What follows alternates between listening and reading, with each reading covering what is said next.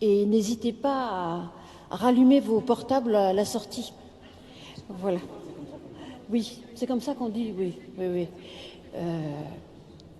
Donc, bonsoir à vous toutes et à vous tous, et bienvenue dans ce temple de l'Étoile pour cette soirée avec une question qui nous tourmente tous, l'œcuménisme est-il mort?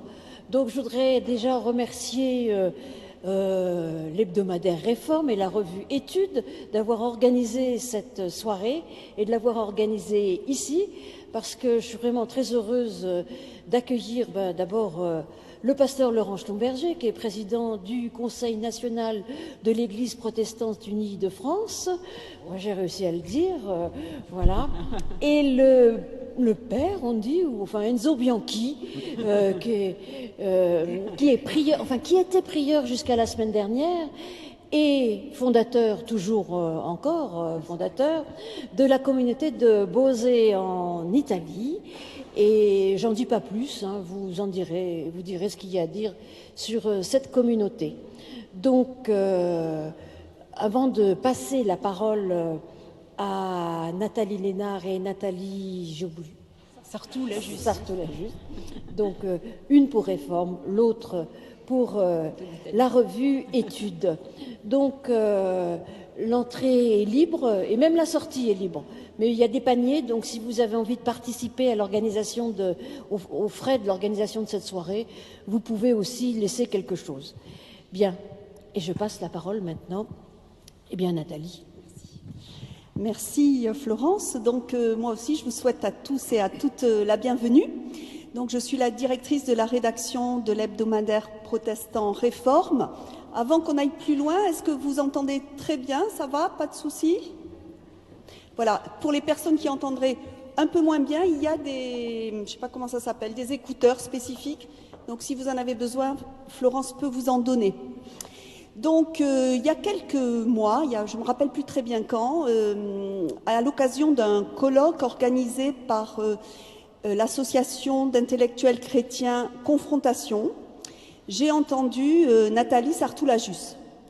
Elle est intervenue sur un sujet complexe qui s'appelle le care, prendre soin. Qu'est-ce que c'est que prendre soin de l'autre? Je l'ai écoutée et j'ai été épatée par ce qu'elle a dit. Donc, à la fin de la conférence, je suis allée me présenter et nous nous sommes trouvés, comme parfois on se trouve dans la vie. On s'appelle toutes les deux Nathalie, mais surtout, nous sommes toutes les deux originaires du Sud-Ouest.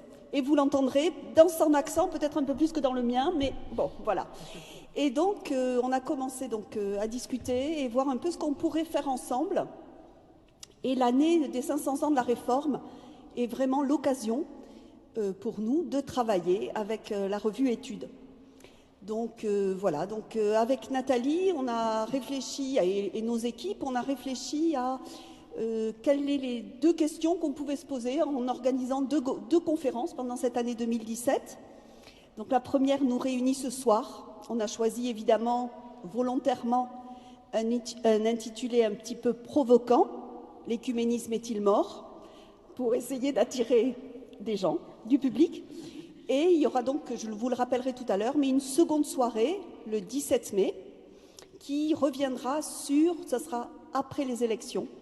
Et la question qui nous occupera sera « La France est-elle réformable ?» Tout un programme. Donc voilà, je laisse maintenant la parole à Nathalie qui va vous expliquer beaucoup mieux que moi le contexte de cette soirée. Merci, et puis merci de votre accueil. On est très heureux de venir au Temple, puisque la revue Études, en fait, a décidé de consacrer son numéro de janvier à la réforme et au désir aussi de réforme qui continue à nous habiter sous toutes ses formes. Et on voulait savoir ce que le désir de réforme pouvait devoir à la réforme protestante. Voilà, donc nous avons consacré tout notre numéro à cela, vous pourrez le voir à la sortie. Et ce soir, donc, nous allons aborder cette question sur l'œcuménisme. L'œcuménisme, c'est vrai qu'on a posé la question on s'est dit qu'il fallait mettre les pieds dans le plat et donc poser la question de manière directe. L'œcuménisme est-il mort? Et pour nous aider à réfléchir, nous avons invité donc Enzo Bianchi. Bon, je ne vais pas refaire trop longuement les présentations, mais quand même pour vous en dire un peu plus. Enzo Bianchi, qui est le fondateur donc, de la communauté de Bosè, dans le Piémont en Italie. Cette communauté qui a la particularité d'être à la fois, donc il y a longtemps, hein, il y a 50 ans, donc dans cet élan de Vatican II, cette communauté qui a la particularité d'être à la fois mixte et œcuménique. Donc il y a des hommes et des femmes qui vivent ensemble, des catholiques, une majorité de catholiques, des protestants, des orthodoxes, et qui ont décidé de mettre au cœur de la vie de cette communauté, je dirais que le centre, le cœur battant de la communauté de Bosè, c'est la Lectio Divina. C'est-à-dire c'est une méthode, une forme de méditation priante des Écritures. Avec lui, donc Laurent Schlumberger, qui a participé, qui a collaboré à ce numéro. On est très heureux qu'il ait accepté aussi de collaborer à ce numéro sur la réforme. Et il a écrit, je dirais, ça sera peut-être un sujet de discussion et d'échange avec Enzo Bianchi. Il a écrit, lors de l'entretien en tout cas, ce qui est ressorti, c'est que, je pense que là votre parole est une parole de protestant, notre monastère à nous, c'est le monde, et dans le monde. Bon, alors, je pense que ça vous fera peut-être un sujet de conversation. Mais je voudrais partir quand même d'une visite, puisque ça a été pour nous aussi le point de départ de notre réflexion, la visite du pape François à Lund, en novembre dernier. C'est là qu'il a reconnu les apports de la réforme, notamment cette remise des Écritures au centre de la vie des chrétiens, en insistant sur le fait, et je le cite, que nous avons besoin des autres pour nous sanctifier. Dans un monde où l'on est de plus en plus angoissé par la peur de l'autre, qui est toujours perçu comme un rival, un concurrent, dans un monde où l'appartenance confessionnelle, quelle que soit notre confession, est en train de devenir de plus en plus un marqueur d'identité, la question qu'on avait envie de poser, c'est qu'en est-il aujourd'hui? Qu'en est-il aujourd'hui de l'élan œcuménique? Est-ce que cet élan œcuménique, impulsé, je dirais, par Vatican II, est-ce qu'il est retombé? Est-ce qu'il est mort?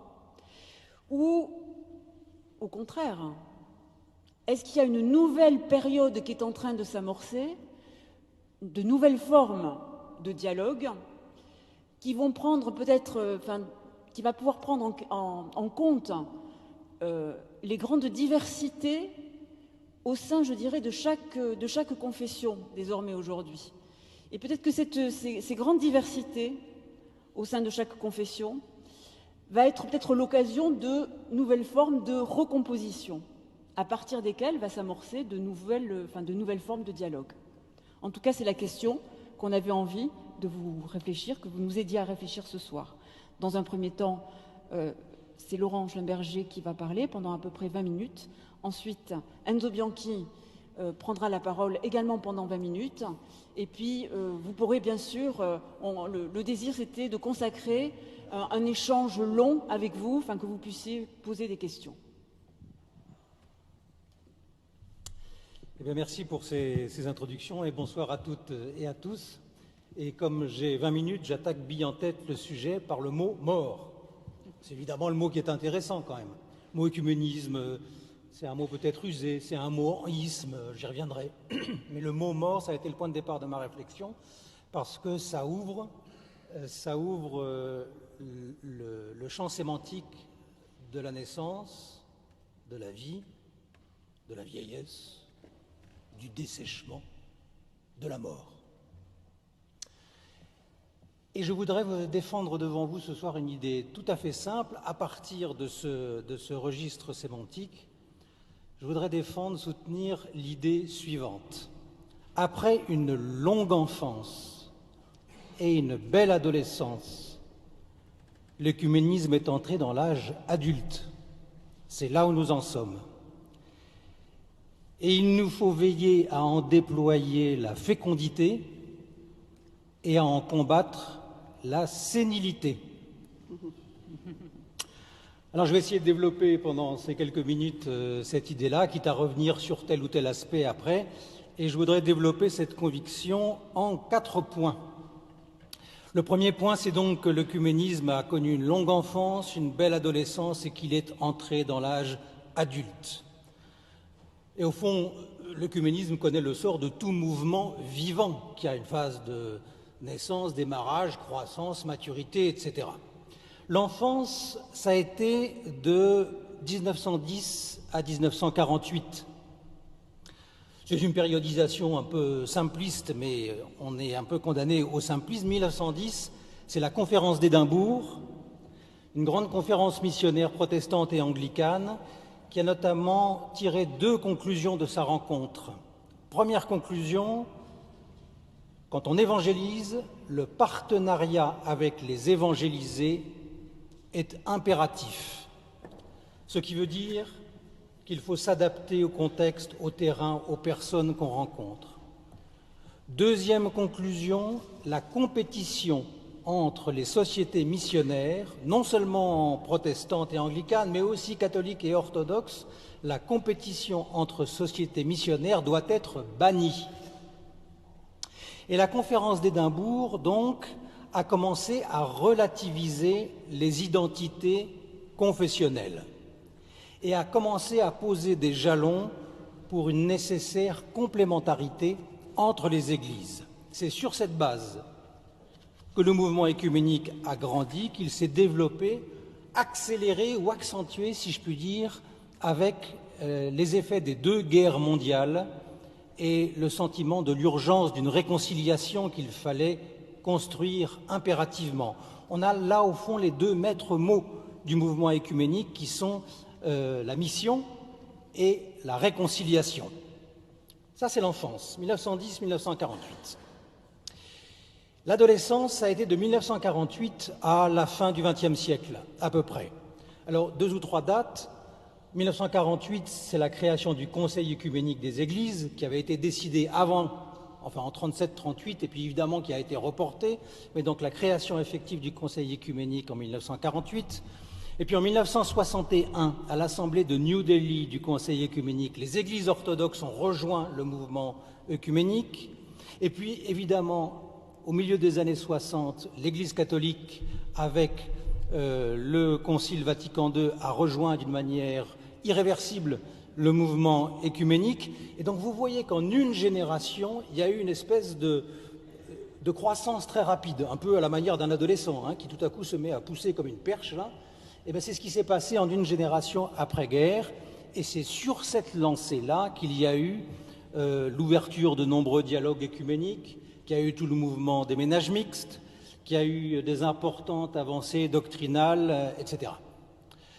Un peu plus tard, vers la fin du siècle, il y a eu le pontificat de Jean-Paul II, qui sur le plan œcuménique a été, je dirais, ambivalent, avec de grandes ouvertures du côté du christianisme oriental, avec plus de difficultés ou de grincements du côté des églises issues de la Réforme.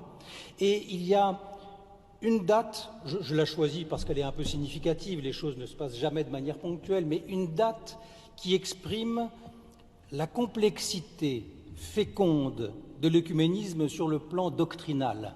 1999. 1999, c'est la signature de la déclaration commune sur la justification par l'Église catholique et par la Fédération luthérienne mondiale. Et la signature de ce texte a une double importance. D'abord sur le fond, sur le contenu de la déclaration, car ce qu'il y a en question dans cette déclaration, c'est la théologie de la grâce, une question centrale pour les chrétiens et sur laquelle il y a eu, à travers l'histoire de l'Église, pas seulement au XVIe siècle, mais à travers l'histoire de l'Église, des ruptures fortes. Et puis surtout, peut-être, cette signature officialise une démarche œcuménique qu'on a appelée la démarche du consensus différencié. Nous parlons de la même chose, mais nous en parlons différemment, qu'on appelle aussi quelquefois dans d'autres champs une diversité réconciliée. Vous voyez qu'on cherche à travers des expressions comme ça à exprimer quelque chose qui est de l'ordre de la convergence et en même temps de la différence simultanément. À partir de cette date-là, où cette date-là manifeste l'entrée du mouvement écuménique dans l'âge adulte. Entrer dans l'âge adulte, c'est prendre la mesure de la complexité des choses, c'est s'accepter limité, c'est assumer et reconfigurer les héritages, c'est ajuster sa volonté aux circonstances, à la réalité des circonstances. Et je crois que l'œcuménisme en est là. D'où mon deuxième point, il nous faut veiller à déployer la fécondité du mouvement écuménique. Je viens d'employer le mot « circonstances ». Quelles sont aujourd'hui les circonstances marquantes pour l'avancée du mouvement écuménique? J'en mentionne deux, la sécularisation et la globalisation. La sécularisation, c'est-à-dire le fait que les institutions s'affranchissent de plus en plus des normes religieuses. L'école et la médecine, ça fait longtemps. Mais aujourd'hui, ce sont non seulement les institutions qui s'affranchissent des normes religieuses, ce sont aussi les individus. Et c'est la nouveauté de la génération passée. Vous savez, ça se traduit par des choses toutes simples. Ça se traduit par le fait qu'on peut croire sans appartenir. On peut croire à Jésus-Christ sans mettre les pieds dans une église. On peut aussi appartenir sans croire. À l'Assemblée du désert, comme je dis souvent, au lieu où on appartient fortement, il y a des tas de gens qui ne croient pas une seconde à la résurrection de Jésus. Mais ce n'est pas grave. Les deux peuvent être séparés. Ou bien ça se traduit aussi, cette sécularisation des individus, par le fait que les églises ont de moins en moins affaire à des familles dont il faudrait réveiller l'appartenance à l'église, mais de plus en plus à des individus qui n'ont aucun passé d'appartenance ou de conviction religieuse, qui arrivent de manière de-churched, comme disent les Anglais, désecclésialisée. Sécularisation des individus, et ces individus sécularisés qui s'approchent des églises quand ça arrive, ne cherchent pas un corps de doctrine auquel adhérer, mais ils cherchent une expérience spirituelle. La deuxième grande évolution qui marque l'écuménisme, c'est la globalisation, parce que la globalisation touche aussi les religions et les spiritualités, et qu'elle renforce ce côté de cheminement individuel de plus en plus détaché d'un enracinement, d'une culture spécifique. De plus en plus, cette globalisation fait apparaître des croyants hors sol, globalisés, mondialisés. La convergence de ces deux phénomènes, c'est que nous sommes en train de passer d'un christianisme de la doctrine à un christianisme de l'expérience.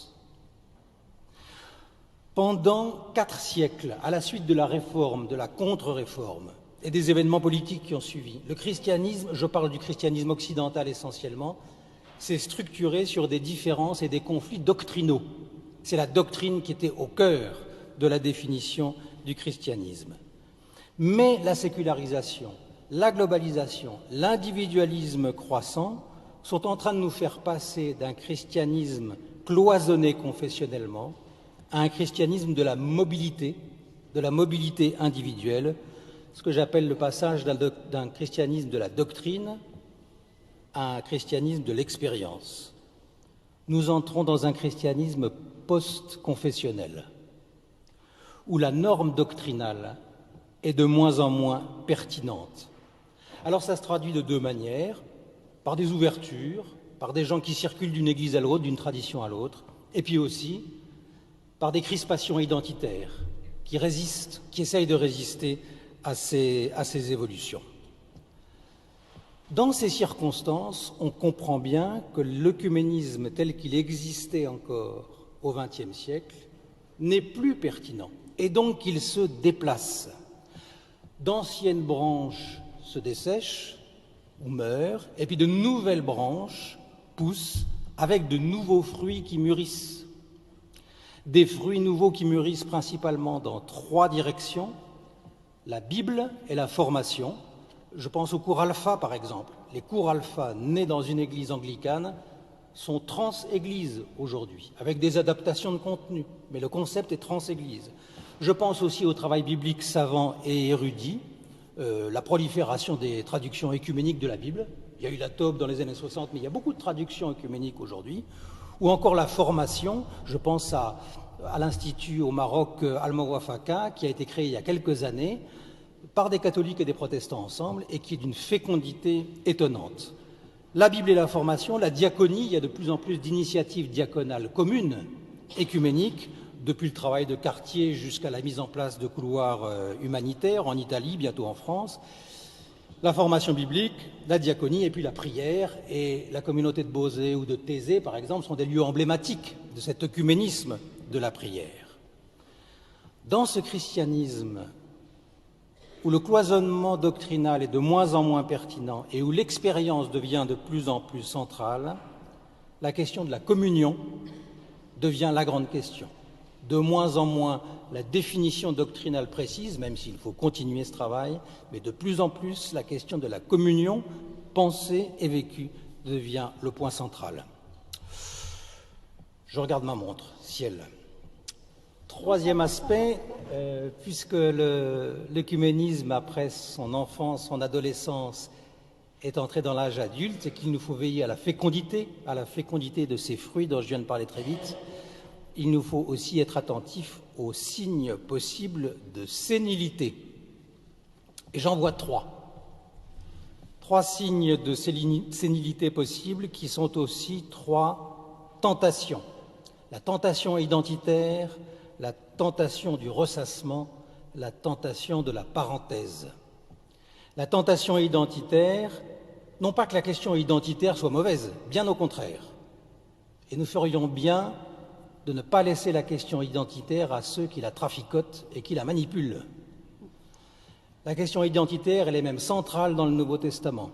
Mais justement, le message évangélique vient la travailler, vient bouleverser cette question tout en l'honorant. La tentation identitaire, c'est la tentation du repli sur une tradition fantasmée. Au contraire, je crois qu'il faut mettre en avant, qu'il faut favoriser, qu'il faut promouvoir la pluri-appartenance ecclésiale. Il est légitime d'appartenir à plusieurs églises à la fois. Il y a des incohérences doctrinales sans doute ici ou là. Et alors, qui a dit que c'était le dernier mot de la foi et de la vie chrétienne? La tentation identitaire. La deuxième tentation qui peut être un signe de sénilité, on le sait bien, c'est la tentation du ressassement. Ah, c'était mieux avant. Ah, les jeunes n'y comprennent rien. Ah, on fait du surplace et on n'avance pas. Mais vous savez, comme me le disait une personne qui est là-bas au fond du temple, les saisons s'inversent selon les hémisphères. Si ici c'est l'été, là-bas c'est l'hiver. Et si ici vous avez l'impression que c'est l'hiver, dites-vous qu'ailleurs c'est l'été. Et ça vaut aussi pour l'œcuménisme. Il faut se réjouir de ces fruits qui mûrissent pendant l'été, peut-être pas sur le pas de votre porte, mais un peu plus loin, et savoir accueillir ceux qui mûrissent quand l'été est venu chez vous. Éviter la tentation du ressassement, et puis éviter enfin la tentation de la parenthèse. On voit évidemment fleurir un peu plus en cette année 2017. Vous savez, la tentation de la parenthèse, c'est « Ah, c'est bien dommage la manière dont ça s'est passé au XVIe siècle, mais enfin maintenant... » comme on est frère et que l'œcuménisme a fait des pas, on peut refermer la parenthèse. Refermer la parenthèse, c'est-à-dire nier au fond ce qu'il y a derrière la diversité des églises, qui est une diversité de relations à Dieu, et que l'on trouve déjà, bien entendu, dans les Écritures. Dans les Écritures, il n'y a pas un récit évangélique, il y en a 4. Il n'y a pas un livre, il y en a 66. Et il y a, au fond, une touche, un style, un angle catholique. Et il y a une touche, un style, un angle protestant. Comme il y a une touche, un style, un angle orthodoxe. Et ce sont des manières irréductibles et légitimes de vivre la foi évangélique.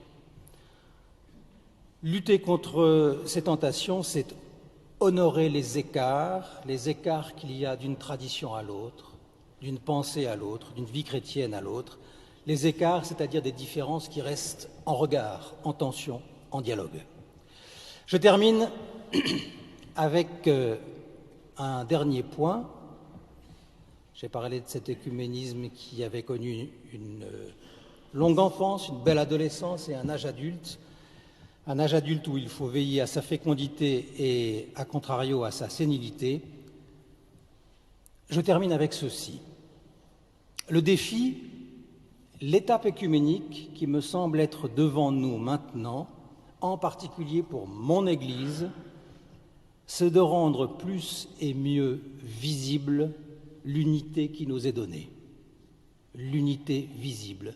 Ou de rendre plus et mieux audible l'unité qui nous est donnée. Vous savez, la grande faiblesse dans le terrain qui nous occupe, la grande faiblesse du protestantisme, c'est son manque de catholicité.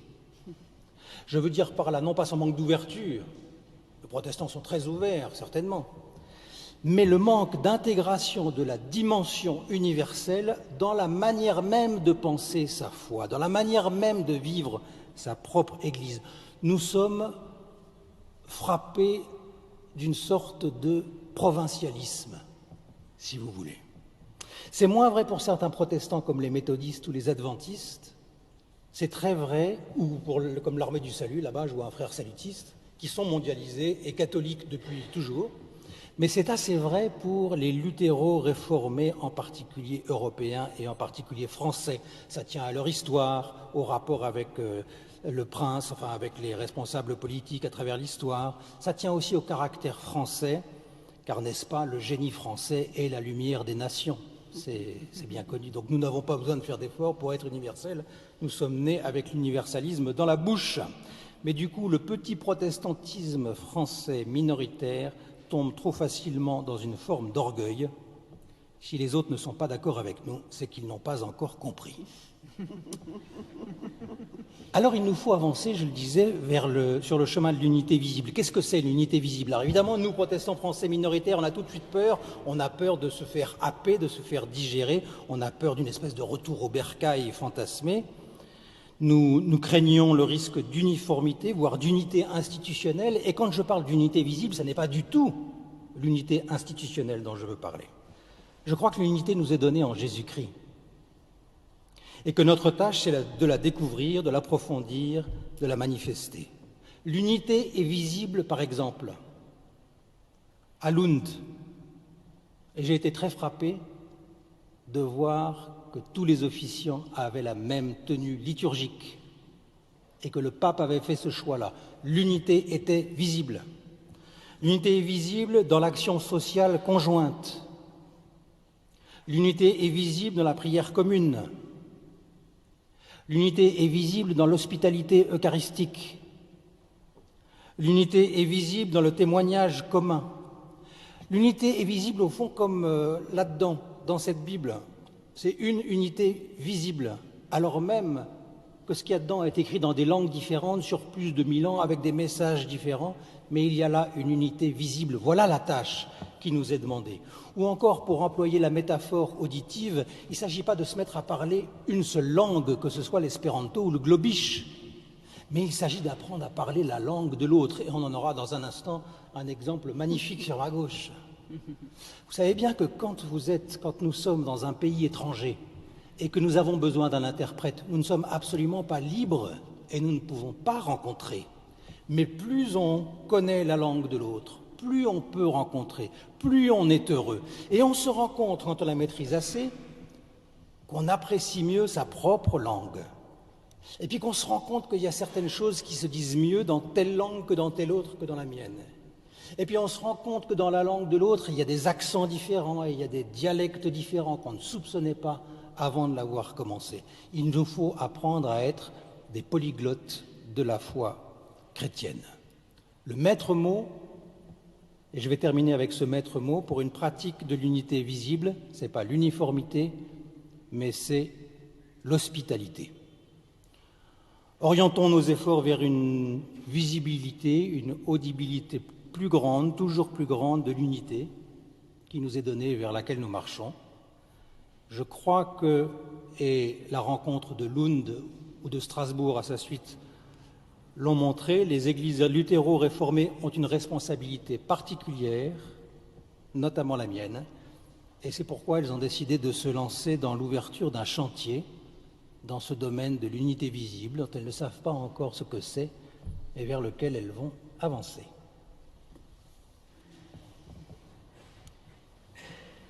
Merci beaucoup.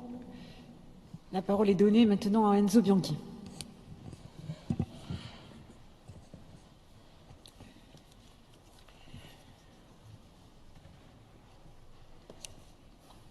Je remercie pour l'invitation et maintenant pour l'écoute du pasteur Laurent Schlumberger pour sa contribution qui est une vraie lecture des âges de la vie œcuménique et pour sa vision d'ouverture au futur de l'œcuménisme.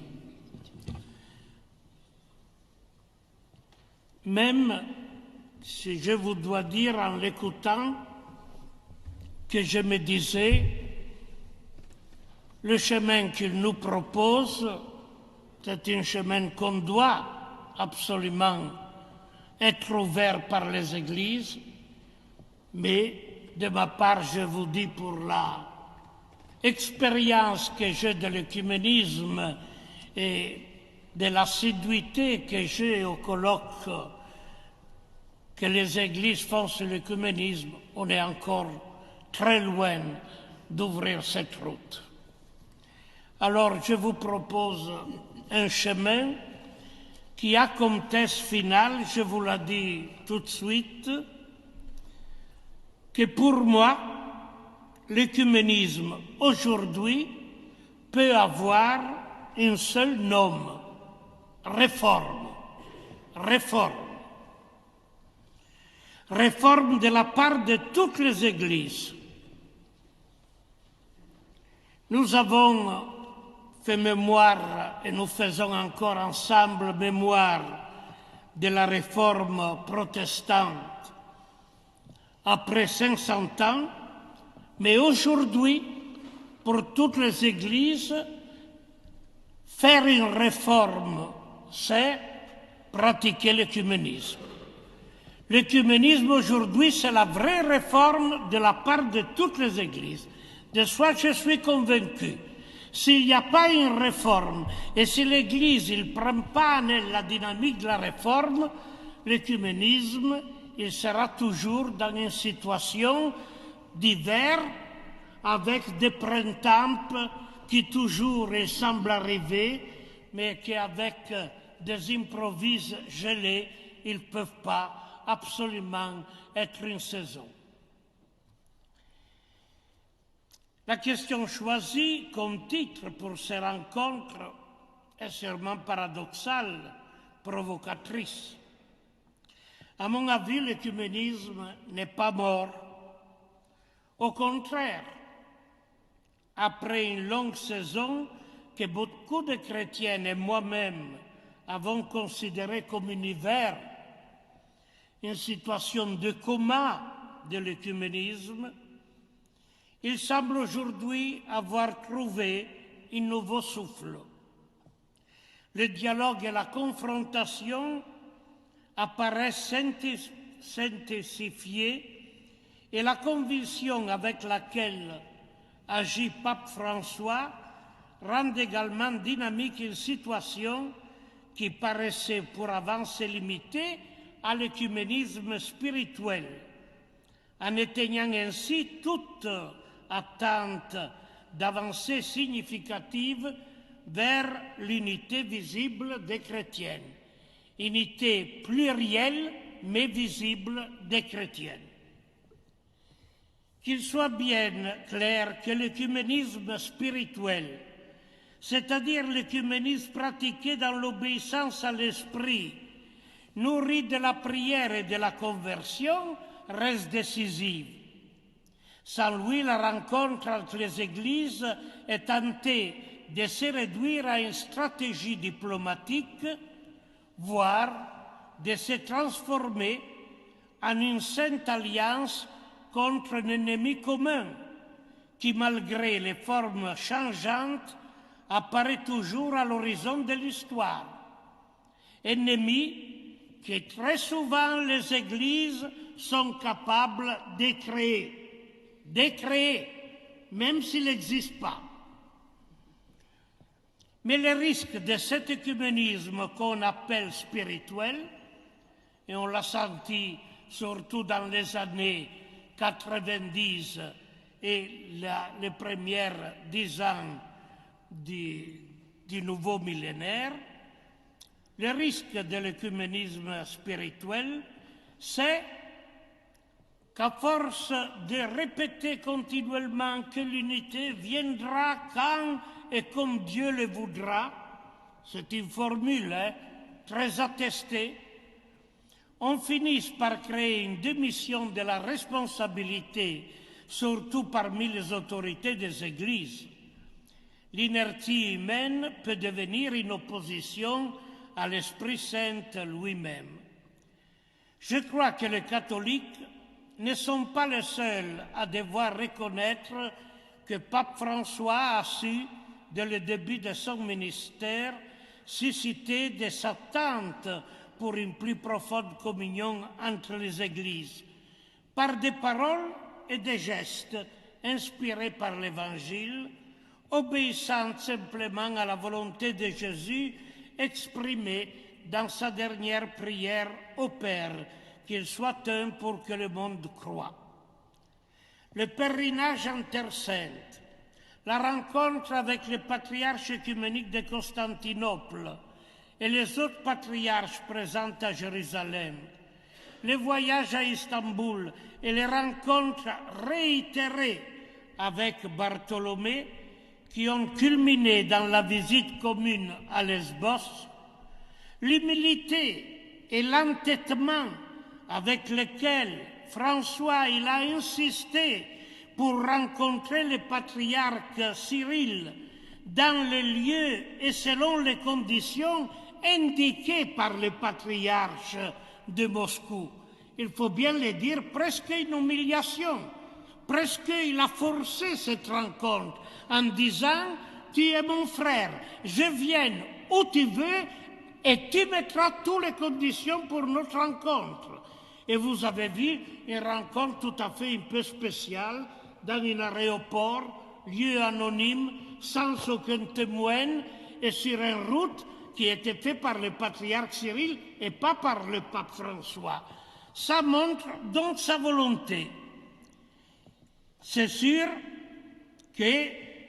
qu'aujourd'hui, il y a un bon climat, une bonne attente de la part des chrétiens, le peuple chrétien orthodoxe, qui a laissé tomber sa peur de Rome, la sœur plus grande, la sœur qui a toujours été une espèce de fantasme qui, à travers l'histoire, c'est vrai, avait donné beaucoup de signes d'humilier les églises orthodoxes et orientales. Mais c'est sûr que l'événement très important a été la participation de François à la commémoration de la réforme à Lund. Cela a constitué un geste impensable jusqu'il y a quelques années et qui a exigé un courage et une audace évangélique à chacune des deux parties. En effet, ni l'invitation des côtés luthériennes, ni la participation du pape François n'ont été des choix évidents. Et ce n'est pas un hasard si elles ont aussi suscité des réactions perplexes et une forte contestation, vous le savez bien, de la part du catholicisme traditionnel qui maintenant arrive à accuser pape François de protestantisation. Ce mot terrible qui a commencé à résonner, souvenez bien ça, dans les années 80, quand on a commencé à dire que les catholiques il avaient fait à travers les conciles un chemin de protestantisation. Et ces mots, le pape François a dit récemment, on ne devra jamais plus le quitter dans l'espace catholique. Et ça, c'est très clair, et je crois que c'est véritablement un signe de sa volonté maintenant d'avoir avec l'Église de la Réforme un dialogue et un chemin commun à ouvrir sans penser à toutes les difficultés qu'on a eues dans le passé.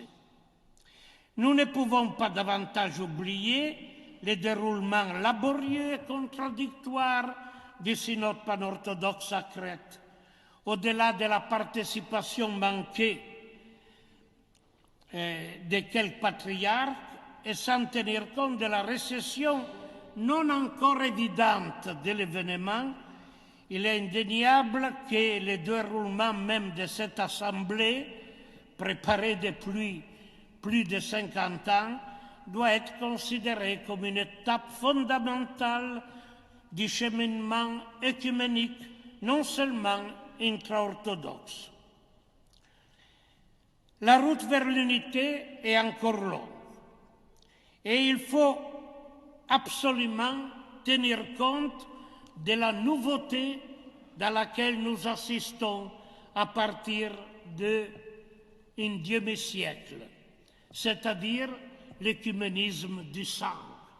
Ça a été vraiment la grande nouveauté de l'œcuménisme. Maintenant, nous avons des martyrs communs, protestants, orthodoxes et catholiques.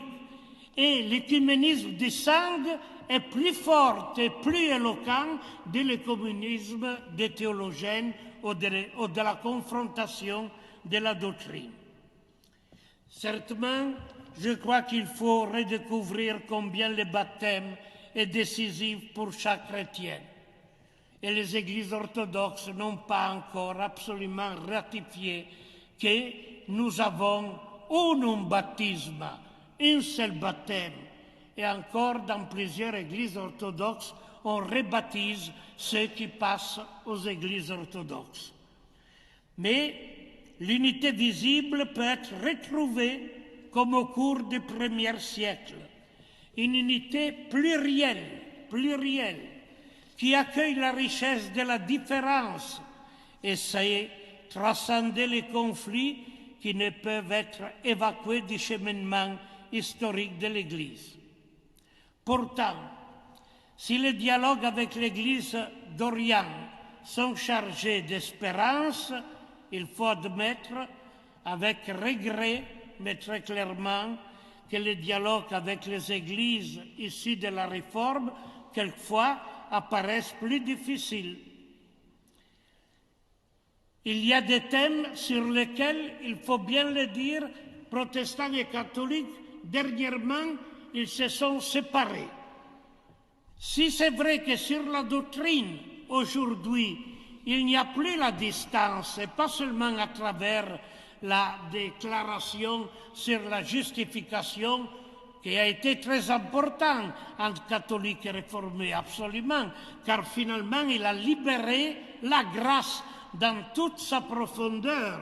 L'amour de Dieu ne doit pas être mérité, et pour la vie des foi des chrétiens, ça est fondamental, mais c'est vrai que sur d'autres thèmes, maintenant l'Église catholique fait grande difficulté pour avoir et pousser le dialogue et la reconnaissance avec les églises de la Réforme. Je me réfère surtout à l'ecclésiologie et l'ecclésiologie du ministère, vous le savez bien, et sur le thème de la morale sexuelle et familiale. Il faut admettre qu'avec l'Église, le but même de l'œcuménisme se fait en général toujours plus flou. En effet, l'idée a fait son chemin qu'il suffit de se reconnaître réciproquement, qu'il n'y a plus à rechercher une unité visible dans la profession de foi et qu'il s'agit dès lors de se résigner aux divergences actuelles, car selon cette manière de penser, l'Église a toujours été divisée et les différentes confessions chrétiennes sont toutes légitimes à la même manière. Or, pour l'Église catholique et pour les orthodoxes, de même que pour beaucoup de théologiens, de pasteurs, de fidèles protestants, l'unité de l'Église appartient à la volonté du Christ et on ne peut y renoncer. Cela équivaudrait à déclarer que le diviseur a déjà remporté la victoire et que l'on accueille une pensée faible où tout se vaut sans la norme d'une confession christologique commune. Je dis seulement confession christologique commune. Maintenant, il faut bien dire que c'est difficile parmi tous ceux qui sont chrétiens de pouvoir faire une confession de foi. Même le credo dit apostolique, il y a beaucoup de communautés ou églises qui ne l'acceptent pas et ils se refusent de faire cette profession avec des autres. Surtout, vous savez, il y a une grande nouveauté qui prend toujours davantage corps et qui concerne de près l'œcuménisme. L'émergence des communautés ecclésiales de matrice charismatique et néo-pentecôtiste. Ce sont une myriade de communautés locales, un réseau d'églises sans structure unitaire qui compte désormais 600 millions de fidèles au niveau mondial. C'est la plus grande église, si on pourrait dire, église, cette galaxie. Eh bien, ça, c'est aujourd'hui, après la division entre l'Orient et l'Occident, au XIe siècle, et la rupture avec la réforme du XVIe siècle, c'est la réalité nouvelle, c'est l'autre, on dit dans l'œcuménisme, l'autre inattendu. J'ai senti cette expression dans la dernière plénaria, c'est-à-dire rassemblement de tous ceux qui ont la charte de l'œcuménisme dans l'Église catholique à Rome, cette plénaria dont j'ai fait partie comme consulteur pour le Conseil pontifical, mais on a fait une grande relation, l'autre inattendu. Alors il faut bien ici se poser des questions. Il faut comprendre ces réalités qui connaissent une grosse charge missionnaire, qui connaissent une forte expansion, mais on doit trouver des voies de dialogue avec elles. Quelle représentativité peut-on repérer pour un dialogue efficace et fructueux avec cette multitude de communautés? On peut certainement faire des rencontres personnelles. Certainement, la commune appartenance chrétienne implique le respect, la collaboration, la diaconie, la reconnaissance du baptême comme fondement de la vie. Mais il reste vrai que cette réalité, quelquefois, elle se présente nébuleuse que pour l'Église catholique et pour l'Église orthodoxe n'est pas un sujet avec lequel on peut faire une confrontation. Ça, c'est la situation, malheureuse, mais c'est la situation. Et l'œcuménisme, donc, il doit traverser cette nouvelle phase, avec des présences inédites, surprenantes par leur consistance, souvent en concurrence avec les églises traditionnelles historiques, même celles de la Réforme. Que l'on pense au grand nombre de fidèles qui érodent en particulier l'Église catholique en Amérique latine. C'est vrai, il faut la foi en Jésus-Christ comme Seigneur de l'Église, capable de donner unité à son corps dans l'histoire pour regarder vers l'avant. Les chrétiens doivent rester obéissants à l'Évangile et chercher à accomplir la volonté du Christ par rapport à la communion de ses disciples. Cela dit, nous devons aussi tenir compte de trois évidences. Avant tout, l'œcuménisme n'a qu'un siècle de vie et pour l'Église catholique seulement 50 ans de pratiques autorisées au niveau ecclésial et avec beaucoup de contradictions, car il y a un œcuménisme, le pasteur Schlumberger a fait des allusions, mais il y a une saison œcuménique pleine d'espoir pendant les conciles.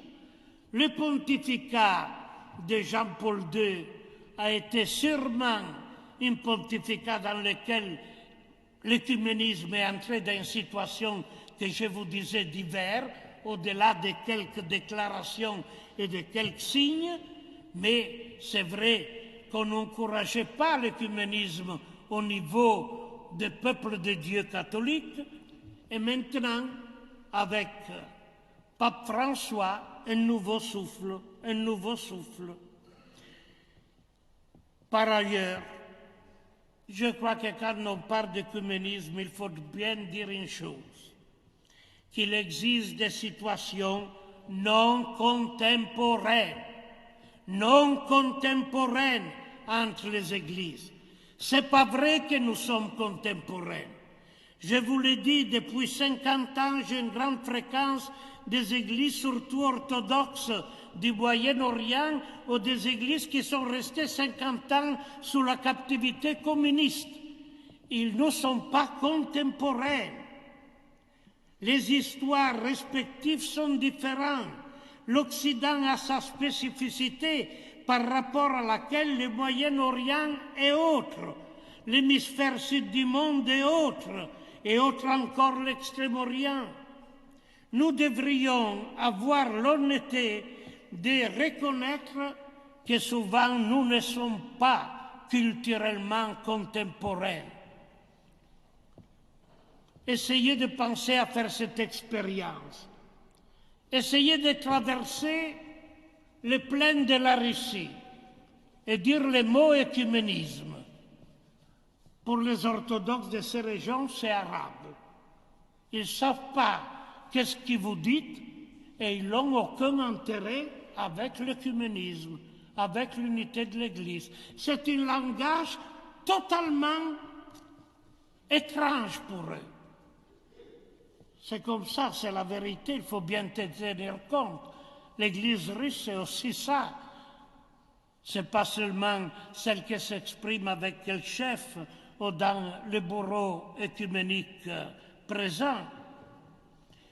Récemment, un évêque catholique du nord de l'Europe, il a déclaré au synode de l'Église catholique, pour nous, certains réformés sont beaucoup plus proches que les orthodoxes par la sensibilité, par la culture, par la spiritualité. C'est rejoint ce que disait avant le pasteur Schlumberger, qu'il disait qu'aujourd'hui le christianisme n'est plus celui qui va se décider sur le plan doctrinal. Et aujourd'hui même, je vous fais la confiance, beaucoup de catholiques, en écoutant des autres catholiques, ils disent oui, nous avons la communion dans le sacrement. Nous confessons d'appartenir à l'Église catholique. Mais on se sent plus voisin à certains protestants qu'à certains catholiques. Ça, c'est tout à fait nouveau pour toutes les églises. C'est très récent. Et vraiment, je crois, de nouveaux défis nous attendent, de nouveaux conjectures nous conditionnent, mais l'écuménisme, je dis toujours à Bose, n'est pas une mode, n'est même pas une obéissance aux signes du temple, c'est seulement l'Évangile. Celui qui suit l'Évangile, il fait œuvre d'écuménisme, car c'est dans la pratique de l'Évangile. Et je crois vraiment, et je termine, que si on veut véritablement faire écuménisme, nous les catholiques, les protestants, les orthodoxes, ils doivent désirer seulement une chose, réformer l'Église, réformer.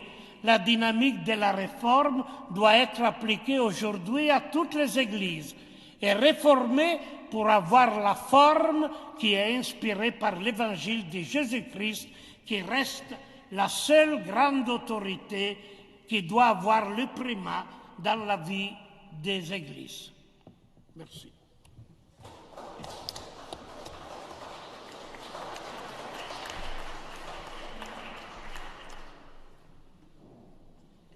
Est-ce que Laurent Schlumberger, vous voulez peut-être faire réagir à l'exposé l'un de l'autre? Peut-être ça serait bien, avant de vous céder la parole pour vos questions. Il nous reste une demi-heure. Juste une remarque, je me dis en vous écoutant que c'était très intéressant de voir à quel point quelque part quand même, c'était un protestant qui parlait, parce qu'il nous a parlé du terrain, peu des institutions, et quelque part un catholique qui nous parlait, parce que vous nous aviez plus parlé des institutions et notamment des papes. Eh ben, je vais peut-être me situer un tout petit peu dans la ligne de ce que vient de dire Nathalie pour une réaction, c'est pas une question, c'est une réaction. Vous avez parlé à plusieurs reprises de la nécessité de réformer les églises. Eh bien, je dirais, tout dépend qui est le sujet de cette réforme. Pour les protestants, souvent, la réforme de l'Église doit être le fruit d'une volonté. Je ne partage pas du tout cette vision. Parce que quand nous voulons réformer l'Église, nous la faisons à notre image. Et nous en faisons un projet de réforme comme un mécano institutionnel. C'est très souvent sur ce mode-là que nous entendons ce mot de réforme. Mais vous avez parlé du rôle de l'esprit. Et c'est l'esprit, le vrai sujet de la réforme de l'Église. Allez, j'hésite, mais je me lance un tout petit peu, je vais un peu au-delà de ma pensée. Mais plus nous voulons réformer l'Église, moins nous laissons l'Esprit la réformer. Et notre tâche à nous, peut-être plus particulièrement encore les responsables d'Église, c'est de remettre cette réforme à l'Esprit. Et c'est pourquoi je préfère parler de renouvellement de l'Église. C'est l'Esprit qui renouvellera l'Église, pourvu que nous ne la réformions pas trop.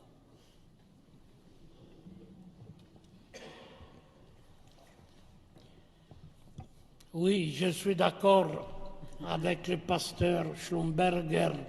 On peut parler de renouvellement.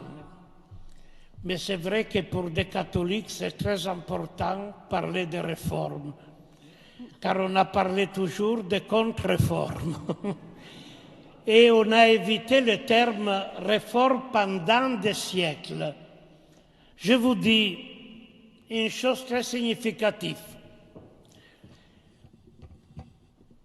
J'ai étudié, il y a déjà quelques années, le document écrit à la main par le pape Paul VI pendant les conciles et après les conciles. Et il écrivait en italien le document qui après était traduit en latin et qui devenait le magistère du pape. Il mettait « il faut réformer l'Église ».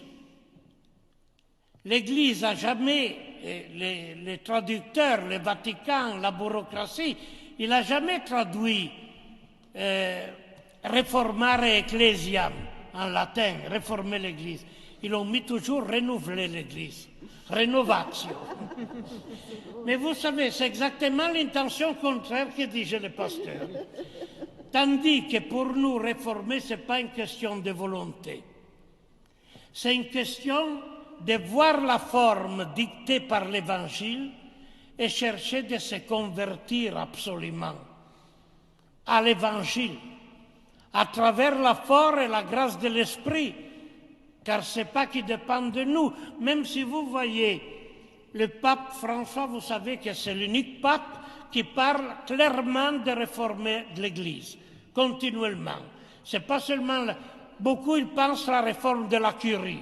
Mais je vous assure, la réforme de la curie, la première fois qu'on a parlé, c'est 1212. 1212, il y a les premières invocations, il faut réformer la curie romaine. C'est inutile. C'est une telle machine que si on commence à la réformer d'un côté, avant de terminer la réforme, de l'autre côté, on devra de nouveau recommencer. Mais en réalité, Pape François, quand il parle de réforme, ce n'est pas la réforme seulement de la curie. Il veut véritablement une réforme, si vous voulez, des âmes, une conversion de l'esprit, un changement de mentalité, véritablement que l'Évangile ait son primat, que l'Évangile façonne la vie de l'Église. Ce n'est pas une question seulement de faire quelque chose ou de réformer les structures de l'Église ou la manière avec laquelle l'Église, ça il viendra après. Mais avant tout, la réforme, comme on la pense aujourd'hui, et comme on a le courage de dire, c'est la même réforme que voulaient vos réformateurs. Retournez à l'Évangile, retournez à l'Évangile, donnez la primauté à l'Évangile, l'hégémonie à l'Évangile. Et ça, c'est une œuvre de l'Esprit. Ce n'est pas une œuvre qui peut être une œuvre d'hommes, ou surtout des hommes ecclésiastiques.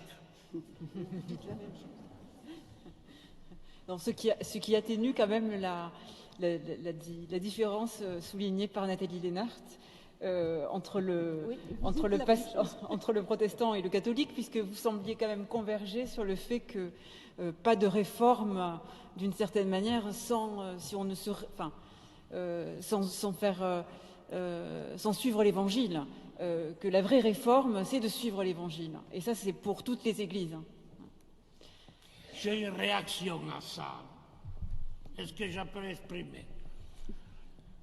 Alors, je l'écoutais bien et je suis sûr qu'il a ouvert des routes, des chemins, surtout là où il a vu ce qui est sous les yeux de tous, qu'aujourd'hui le christianisme a perdu sa référence si étroite à la doctrine, au dogme. Je me rappelle quand j'étais petit, donc il y a 50, 60 ans, la question qu'il posait toujours est « Crois-tu à ce dogme donc tu es catholique ?»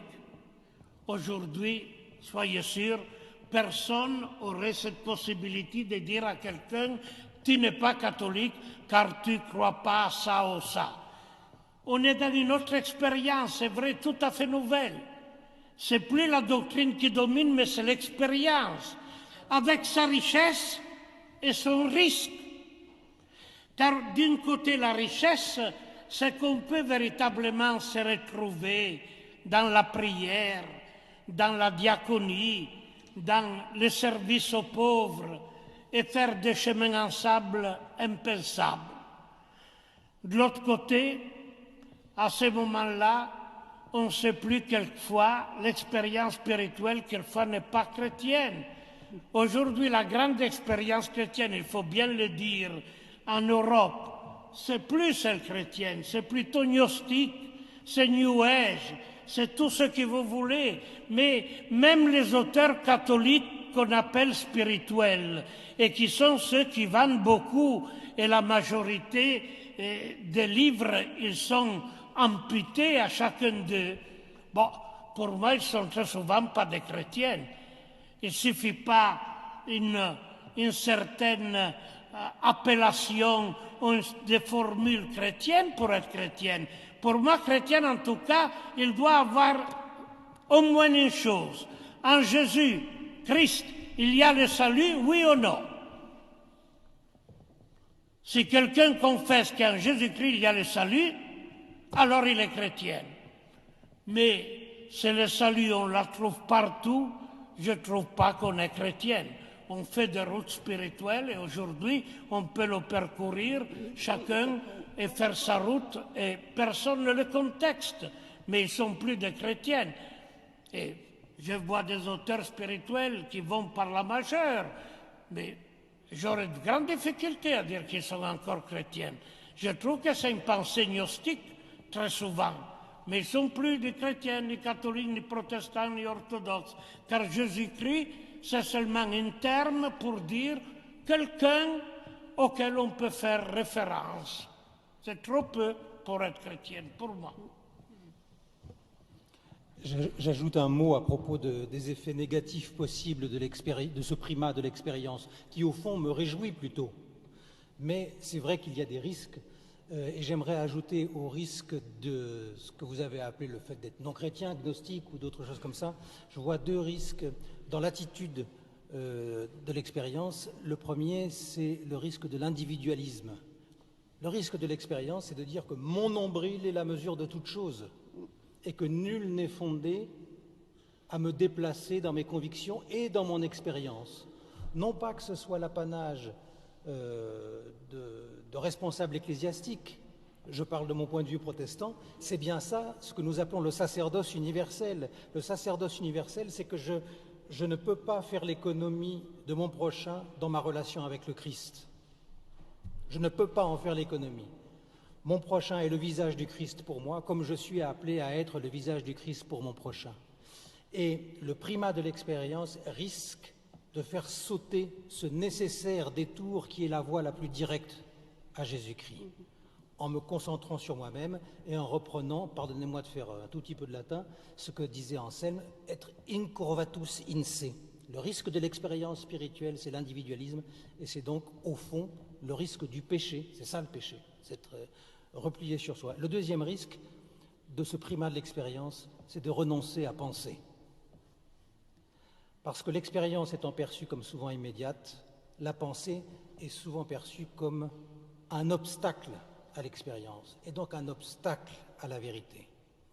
Et dans le christianisme, c'est-à-dire dans cette foi suscitée par l'Esprit en Jésus-Christ, nous ne pouvons pas faire l'économie de l'enracinement dans les textes du Nouveau Testament, les textes de l'Ancien Testament, comme Jésus lui-même le faisait, et dans l'interprétation des textes. Nous ne pouvons pas faire l'économie de la pensée, et l'économie de la pensée, donc de la théologie, pas de la théologie en chambre, de la théologie vécue. L'économie de la pensée est un grand risque aujourd'hui dans les églises, dans nos églises, et en particulier dans ce que vous appeliez cette myriade ou cette galaxie néo-pentecôtiste.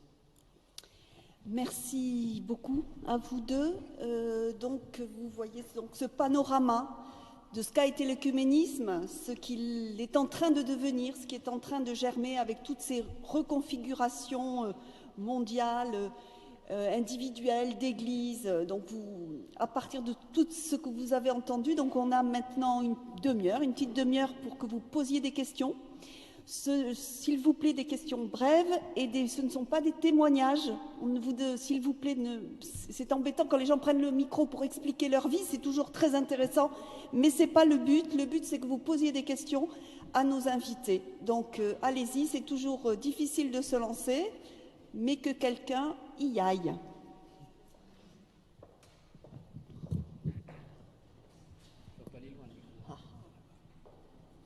Ça va aller loin.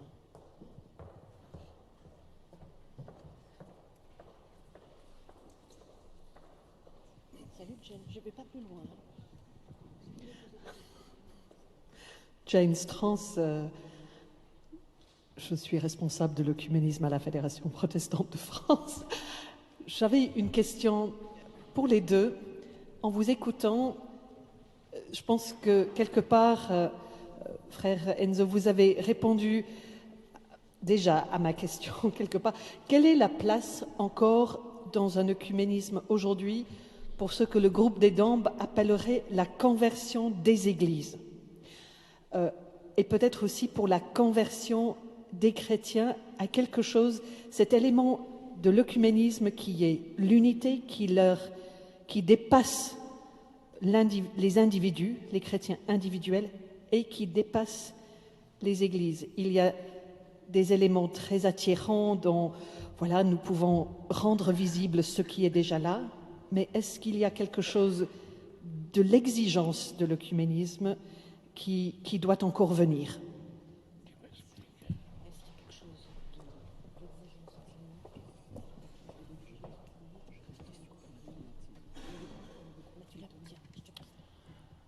En 2013, l'Église réformée de France et l'Église évangélique luthérienne de France se sont unies dans l'Église protestante unie. Et tout à fait délibérément, nous avons choisi pour le culte solennel inaugural de demander des interventions à des chrétiens d'autres confessions, pas de la nôtre. Et pour l'Église catholique, il y avait le cardinal archevêque de Lyon, puisque c'était à Lyon, le cardinal Barbarin, et on lui avait demandé de plancher en 10 minutes sur une question. La question c'était: quel pourrait être, selon vous, le prochain pas œcuménique important? Et il ne s'était pas défilé. Il avait répondu, je vous la fais brève, l'hospitalité eucharistique. C'est pas rien que le cardinal Barbarin réponde publiquement ceci à la question qu'on lui avait posée. Et après, off, il m'avait dit que ce n'était pas du tout un propos individuel, mais qu'il en avait parlé avec un certain nombre de ses frères évêques et avec le cardinal Koch, qui est responsable au Vatican des questions écuméniques. Et le cardinal Koch lui avait dit, il lui avait donné en quelque sorte l'autorisation de dire ce qu'il allait dire, et lui avait dit, mais au fond, si un chrétien vient à la table eucharistique en ayant pu dire « Amen » à la prière eucharistique, il y a sa place. Je trouve que c'est une réponse extrêmement féconde, car la liturgie catholique de l'Eucharistie n'est pas forcément celle où je me sens complètement chez moi. Mais est-ce que je m'y sens suffisamment chez moi? Est-ce que, pour garder la métaphore de la langue, j'ai suffisamment appris à comprendre cette langue, pour comprendre ce que cette langue exprime, pour que, authentiquement, de mon point de vue, qui n'est pas celui de cette langue-là, ce n'est pas ma langue maternelle, si je puis dire, que je puisse y dire « Amen », y souscrire. Pour le dire autrement, c'est pas comme ça que je l'aurais dit, mais je m'y retrouve. Et au fond, est-ce que c'est pas un peu ça qui se passe quand je récite le symbole des apôtres? Je dirais pas les choses comme ça, mais je m'y retrouve. Et je dis Amen de tout mon cœur. Et je vois dans cette réponse un élément de réponse à ta question, Jane, c'est-à-dire que c'est un effort, un chemin qui m'est demandé pour que je m'ajuste aux frères et aux sœurs pour qui c'est la langue maternelle de dire cette liturgie-là et que je puisse y consentir avec eux. Eh bien, avec certaines traditions, c'est un exemple la liturgie, mais c'est peut-être l'exemple le plus parlant. Avec certaines traditions, je peux faire ce chemin-là, avec d'autres, pas encore. Avec certaines traditions, je ne pouvais pas le faire il y a 30 ans, mais je le fais volontiers aujourd'hui. Et donc, se convertir, la conversion des églises ou des chrétiens, à mon avis, trouve dans le partage liturgique et le chemin liturgique un des lieux les plus délicats et les plus féconds.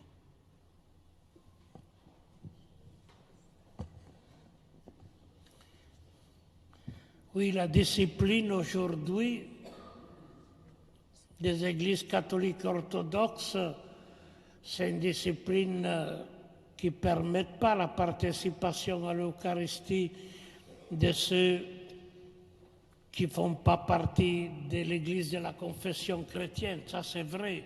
Mais vous savez qu'il y a eu un dialogue à l'Église luthérienne de Rome entre le pape et une femme qui a posé la question au pape en disant « Moi et mon mari, lui catholique, moi protestant, le moment qu'on se retrouve ensemble à la célébration eucharistique, on va se diviser. Qu'est-ce qu'on doit faire ?» Et je crois que c'est significatif que le pape, il n'a pas répondu avec une recette, oui ou non, comme il fait toujours lui, c'est-à-dire qu'il a renvoyé à la propre conscience, comme toujours. Ça, c'est une attitude de pape François. Même, vous savez, sur le problème de divorcer dans l'Église, il n'a pas donné de recettes, il ne veut pas donner une législation ou une discipline universelle, mais il fait le renvoi à la conscience. Il veut qu'il y ait un cheminement. Et je trouve qu'un cheminement, c'est justement celui qui a été maintenant, avec une allusion dit par le pasteur Schlumberger, c'est-à-dire, est-ce qu'on est capable de dire Amen, Amen à une prière eucharistique? Car ça, je crois que c'est vraiment décisif. C'est sûr, il faudrait voir quel type de prière eucharistique on dit, qu'est-ce qu'on veut faire ensemble. C'est sûr qu'il y a des situations d'Eucharistie sauvage, même dans l'Église catholique, que ça devient difficile même pour un catholique participer. Hein. Il ne faut pas que vous pensiez que la question c'est seulement confessionnelle. Moi, très souvent, je me trouve dans des groupes dans lesquels ils font célébrer, présider l'Eucharistie en laïque, et je ne participe pas à ce cas-là. Car je crois que On ne peut pas improviser d'un moment à l'autre celui qui va guider une célébration eucharistique. Donc le problème aujourd'hui, il n'est pas selon les frontières confessionnelles. Il y a beaucoup de situations pas claires. Mais je crois qu'un principe très bon, c'est avant tout la conscience. Est-ce que je suis capable d'adhérer à cette liturgie eucharistique exprimée par la prière? Et les prières eucharistiques de toutes les églises, normalement, elles sont des prières ou des pères de l'Église ou inspirées par eux. Ils ne sont pas des formules faites au dernier moment et avec sans sensus fidei et sensus de la tradition. Mais à ce moment-là, il faut respecter aussi la conscience. Et permettez-moi de dire, en tant que catholique, quand je vois beaucoup qui vont à la participation eucharistique, les fils qu'il y a dans nos églises, je me demande avec quelle foi ils vont. Avec quelle foi? Avec quelle foi? Des gens qui ne savent même pas qu'est-ce qu'ils vont prendre l'Eucharistie, hein? Je vous assure, ils prennent le pain et ils se le mettent dans la poche car ils n'ont même pas le rudiment de comprendre et de discerner le corps du Christ. Alors je crois que véritablement la conscience de chacun,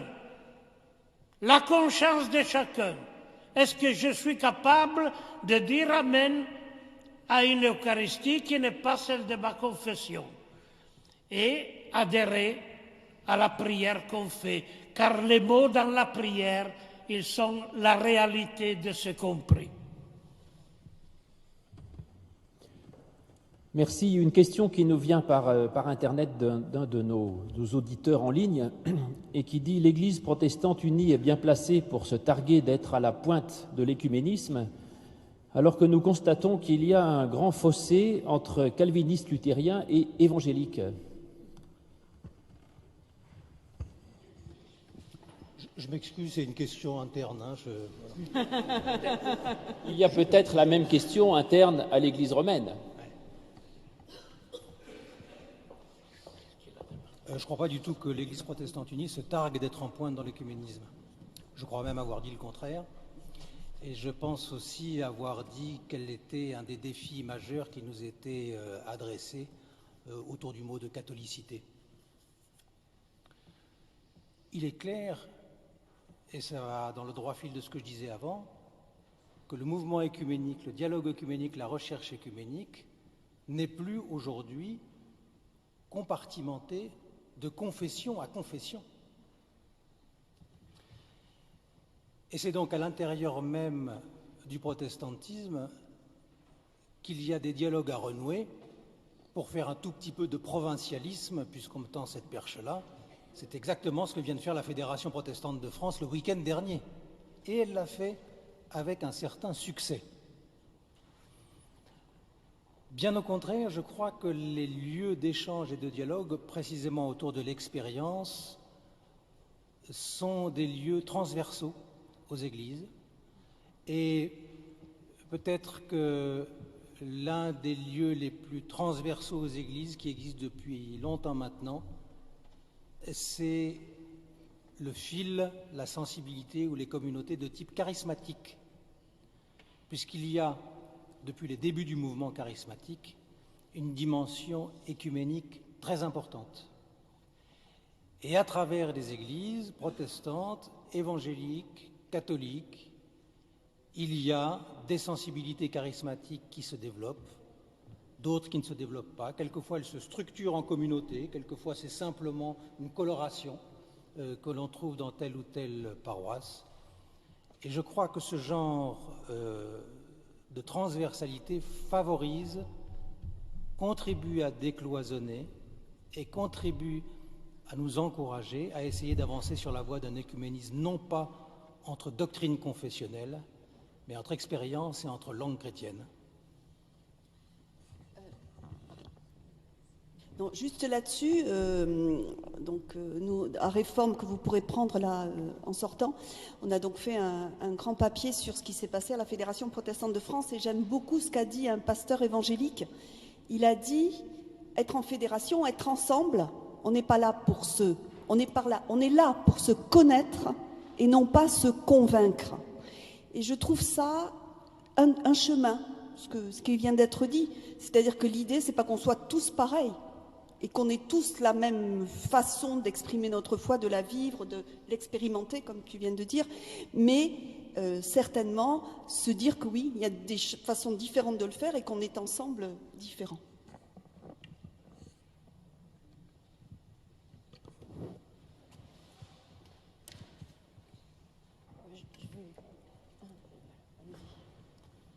Bonsoir. Bon, je suis catholique et j'apprécie beaucoup ce débat. Je voudrais juste... Il y a plein de choses qui seraient formidables d'évoquer, mais j'ai été frappé par votre mot « apprendre à être polyglotte de la foi ».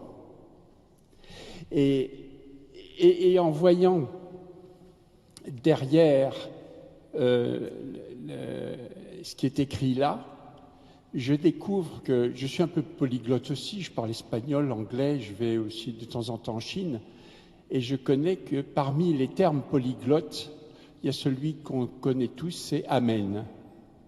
Et en fait, là, il y avait une communauté de points de vue extraordinaires, et j'aurais voulu, si c'était possible, si vous pouviez élaborer un peu plus sur cet aspect de apprendre à être polyglotte de la foi.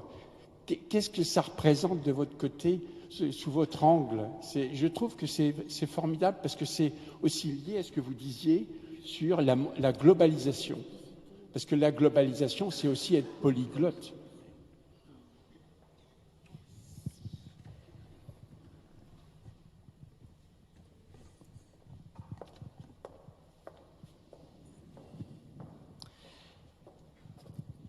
J'étais il y a quelques jours en Allemagne, au synode d'une église sœur, et donc j'ai essayé de baragouiner un peu allemand, puis il y avait de l'anglais, puis il y avait ici ou là un peu de français, etc.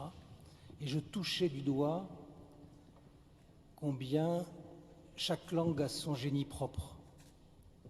Peut-être que le français permet de distinguer mieux les choses, mais l'allemand certainement permet de les nommer plus. Alors, en allemand, il y a un mot pour chaque chose, hein. Puis s'il n'existe pas, on en raboute quelques-uns, et puis voilà.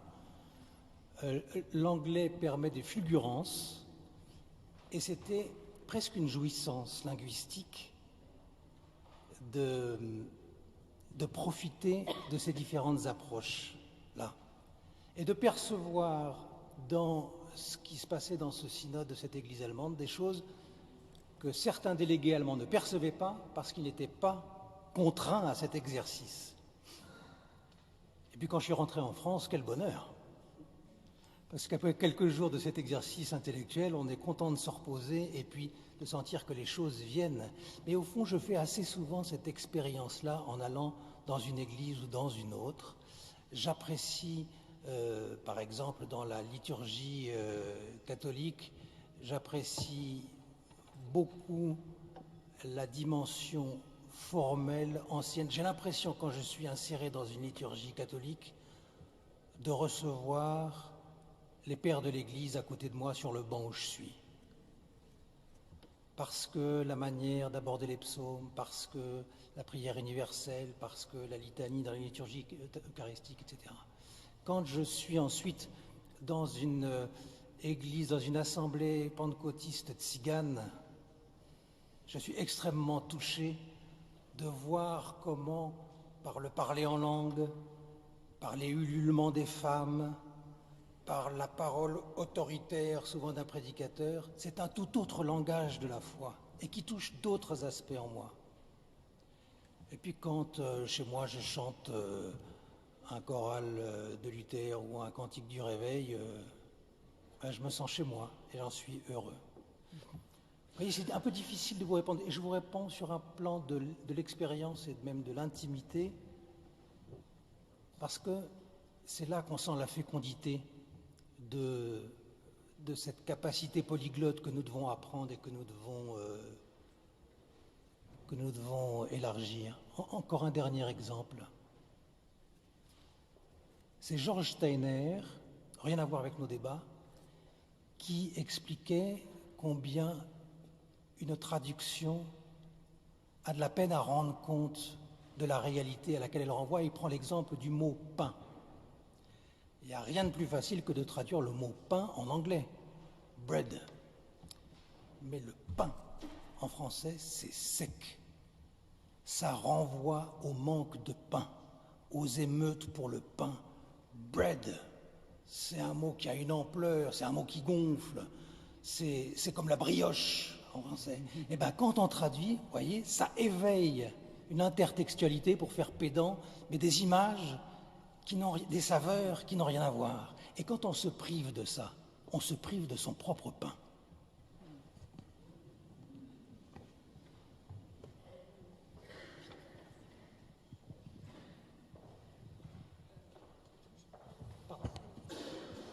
J'allais dire juste entre deux qu'une idée qu'on pourrait tous avoir en sortant d'ici, c'est de se dire, plutôt que d'aller tous les dimanches dans la même église, on choisit d'aller dans des communautés différentes qui parlent autrement et qui parlent différemment de la foi. Oui, bonsoir. Guillaume Burgelin, je suis catholique parisien. Et je me demandais s'il n'y avait pas quelque chose à renouveler dans la semaine de prière pour l'unité des chrétiens, où mon expérience, c'est qu'on de plus en plus, on prie séparément pour l'unité.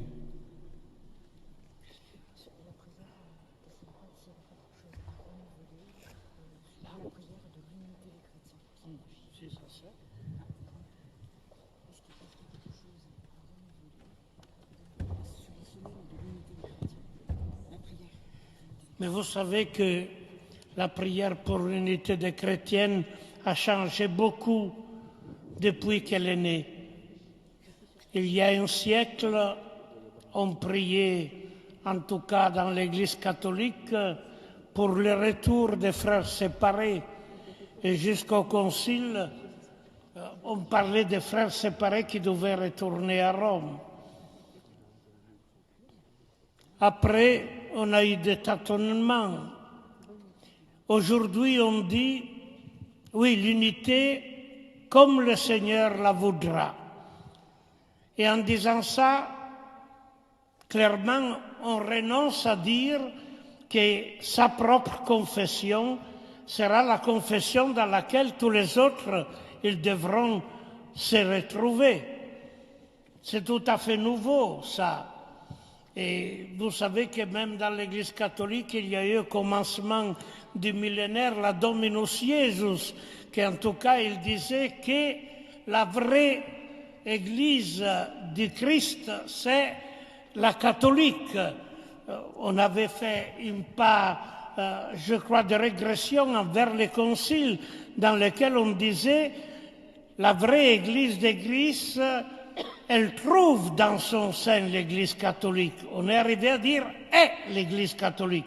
Aujourd'hui, on est retourné au terme des conciles, mais c'est vrai que l'Église orthodoxe, ils continuent à dire qu'eux-mêmes, ils sont la vraie et seule Église. Et ils n'ont pas voulu absolument des observateurs à leur concile panorthodoxe de Crète. Je ne sais pas si vous le savez, mais même les représentants du pape, ils ont été invités à l'ouverture et après ils sont partis et ils ont demandé de retourner pour la clôture, mais seulement pour la cérémonie religieuse, mais aucune possibilité ni d'écouter ni d'être présent à ce qui était le cheminement synodal qu'on a fait. Alors, comme je vous disais, on n'est pas contemporain encore. Ça, c'est la vérité de l'œcuménisme. On n'est pas contemporain. Il y a des églises qui sont renfermées car la longue période de la turcocratie au Moyen-Orient et en Grèce et la longue période de la captivité communiste, ils n'ont pas permis à ces églises d'évoluer comme nous. Il faut penser que dans l'Europe, la situation, c'est tout à fait différent. Nous tous en Europe, nous sommes fils de l'illuminisme et de la Révolution française. Pour eux, on n'a jamais eu ni illuminisme, ni absolument Révolution française. Donc la sécularité de laquelle justement il parlait lui, que c'est notre situation, pour eux, c'est une blasphème. Et ils ne veulent pas parler de sécularité. Ils ont encore une vision théocratique. Et ils demandent toujours, il faut bien le dire, même si je suis œcuménique, mais la vérité, je le dis, voyez en Russie. Mais dans ce moment, l'Église orthodoxe a fait de nouveau du pouvoir politique son protecteur, comme au temps des tsars, mais plus. Donc vous voyez, on a des chemins qui sont véritablement très différents. Et la prière de l'unité, d'un côté, par exemple, dans notre communauté, vous savez, j'espère de ne pas vous scandaliser, on ne fait pas même l'octavaire pour l'unité chrétienne. On dit, mais c'est notre vie quotidienne qui doit être une œuvre de l'unité. On prie tous les jours, tous les soirs nous avons une prière explicite et faire une semaine, c'est vrai que c'est la semaine que tout le monde nous demande dans les églises à dire quelques mots ou à participer. Mais nous ne la faisons pas. Mais pour des autres, c'est difficile de prier ensemble. La majorité des orthodoxes refusent de prier avec les catholiques et prier encore avec les protestants. Nous avons l'expérience à Bose avec les orthodoxes, avec nous les catholiques, pas tous les orthodoxes. Mais quelques-uns, ils arrivent à prier, même à participer à notre office, même si nous lui demandons de donner la bénédiction finale. Mais s'il y a déjà des protestants, ils ont plus de difficultés. Et ils nous disent toujours, les protestants, c'est une affaire à vous, les catholiques. C'est votre division. Cherchez de faire l'unité, nous n'avons rien à faire comme chemin sur ça. Vous voyez, ça c'est pour dire... Comme on n'est pas contemporain, le chemin c'est encore long. Quelquefois, on dit, est-ce qu'il est possible? Est-ce qu'il est possible? Nous avons des églises, pensez-vous, l'église bulgare, qui s'est retirée de tous les organismes œcuméniques. Elle ne va pas à une réunion œcuménique, ni de l'orthodoxie, ni catholique, et moins encore protestant. Maintenant, elle a cette position qui exclut toute possibilité de dialogue.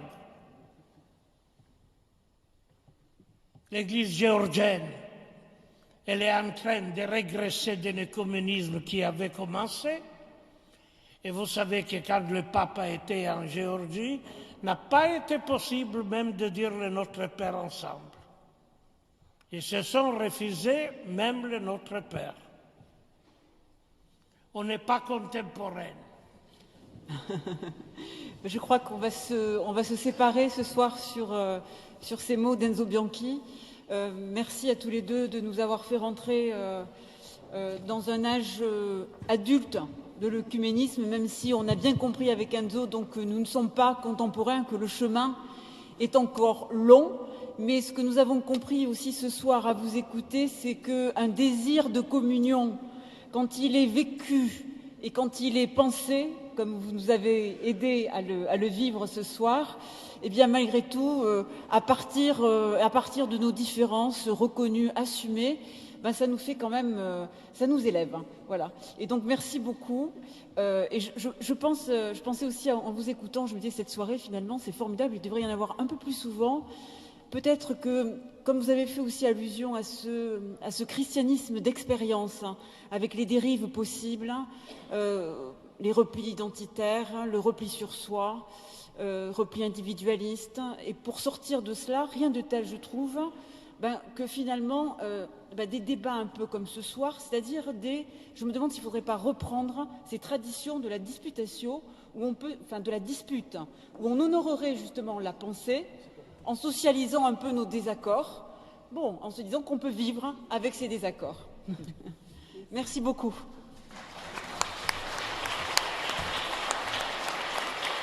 Merci.